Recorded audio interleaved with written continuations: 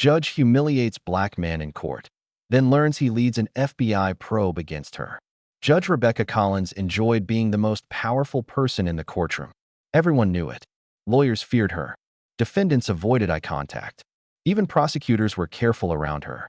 So when Marcus Williams walked into her courtroom, she immediately decided she didn't like him.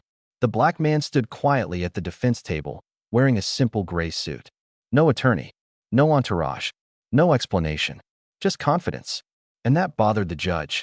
"Mr. Williams," she said coldly, "you seem awfully comfortable for someone facing serious charges." Marcus remained calm.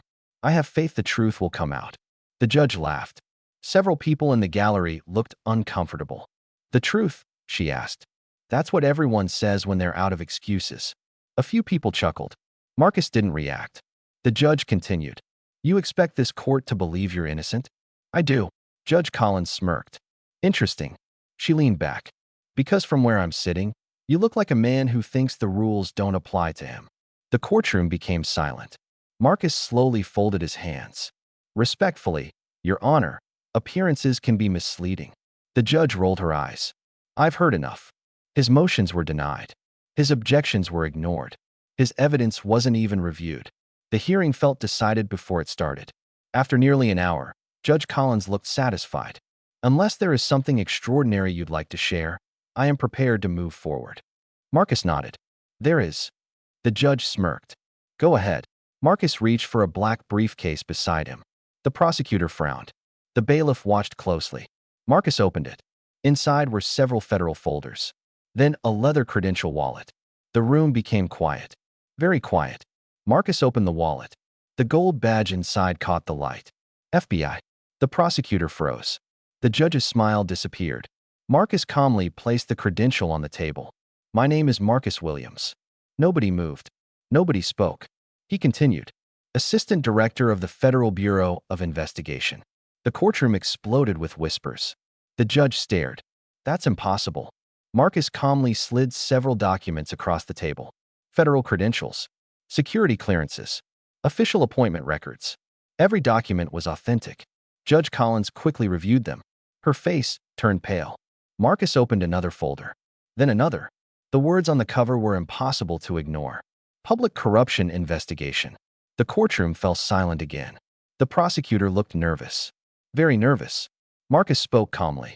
"For the last 16 months, I have supervised an FBI task force investigating allegations of judicial misconduct, bribery, and abuse of authority." The judge sat motionless. Marcus continued. "One of the subjects under review." He paused. "Is Judge Rebecca Collins." The room erupted. Several spectators stood up. Reporters rushed toward the aisle. The judge looked horrified. "That's ridiculous." Marcus calmly opened another file. Inside were witness statements, financial records, bank transfers, recorded conversations, emails, everything organized, everything documented, everything connected. The prosecutor looked as if he might faint. The judge's hands began to shake. Marcus slid a recording transcript across the bench. The judge recognized it immediately. A private conversation, one she believed nobody had ever heard. Yet there it was, in federal evidence. The courtroom watched in disbelief. Only minutes earlier she had mocked Marcus, dismissed him, humiliated him. Now she realized she had spent the entire hearing insulting the very person leading the investigation into her conduct. Then the courtroom doors opened. Several FBI agents entered. The room fell silent. A senior federal official stepped forward. Judge Collins looked frozen. Marcus calmly closed his folder. Then he looked directly at her. "You believed I was standing here to be judged." The judge said nothing. Marcus nodded. "The truth is..." He paused. "You've been the subject of this investigation from the very beginning." The room was completely silent. For the first time in years, Judge Rebecca Collins was no longer the most powerful person in the courtroom. And everyone knew it.